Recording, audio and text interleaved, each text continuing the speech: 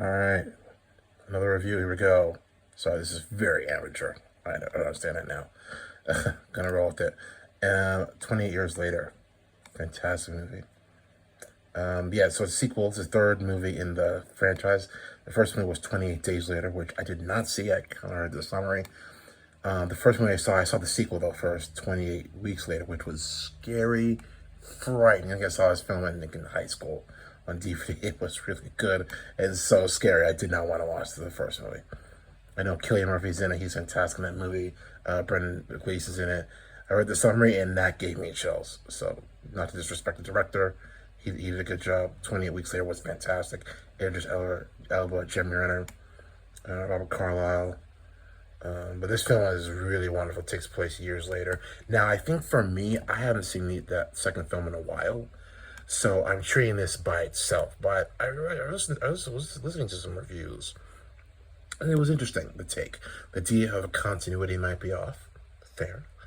Also, the tone. Now, but I believe this film works in many ways.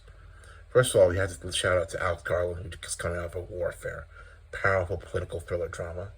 I mean, Danny Boyle, he's done some fantastic films. Oh, goodness. There's Slumdog Millionaire. Oh, goodness. Trainspotting. And, yeah. Sorry, Danny Boyle.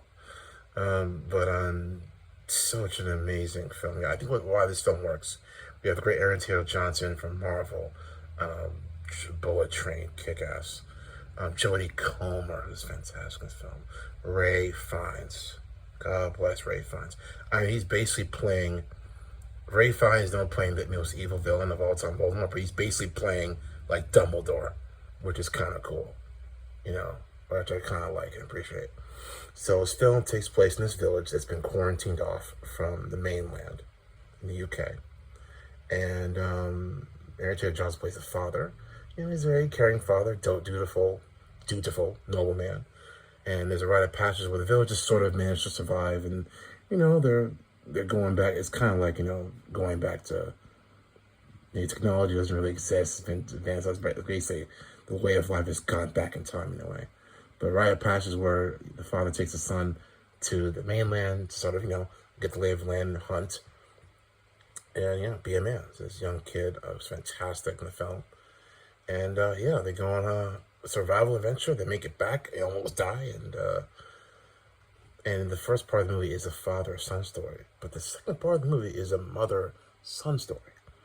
So the kid, the son, ends up has to go back to the mainland to find a doctor, and it's a story about and just perseverance and growing up, learning to mature. And the young actor is so fantastic in this movie. He becomes a man in this movie, essentially. He's a kind-hearted soul. He's very nervous, though, and there's a lot of fear in him, which is obviously readily so, because the rage virus is so scary. That intro is very haunting, and it's bloody, it's gory. There's a lot of nudity in this film, not because it's gratuitous, but because, these are zombies. So, they don't really care about clothes. And there's one scene which is like, oh my goodness. Let's just say this is a boss level you do not want, But it's very, very, the Mother-Son story really, I think, works. Some people may be turned off by that because, it's two different tones, but I think the Mother-Son story works because it allows the mother to shine. And just shows off the amazing skill that Jodie Comer has as well. But this right here, what you're watching, first of all, it comes off as a very disturbing symbol, this tower of bones, but it's really a beautiful, in a way, a bittersweet point in the movie, which you'll find out. Ray Fiennes is a big part of the movie later on, but Jodie Comer steals the show later on, but everyone has a part to play. But the maturity, seeing this young boy become a man in this desperate, dangerous world is powerful. And it definitely leaves open for a sequel, which they're going to be making.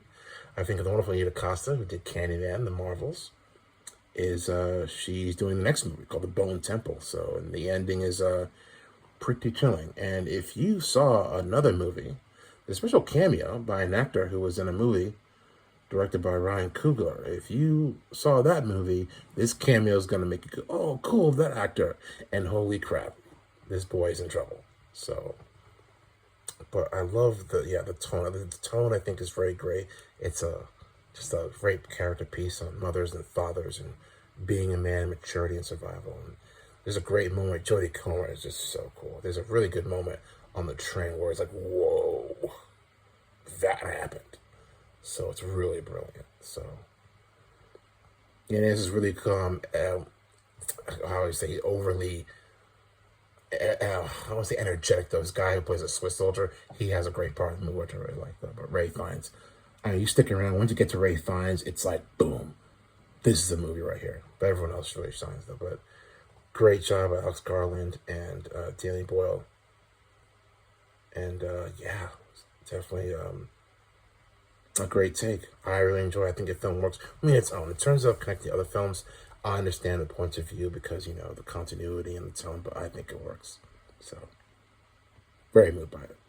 I thought it was going to be super scary. It's kind of gross, you know, the bloody and gory though, but I think it works on its own. I was very surprised. Kind of like Alien Run in this. So, that's the review. Hope you all enjoy. All right. Oh, little battery. I gotta take care of that. Bye.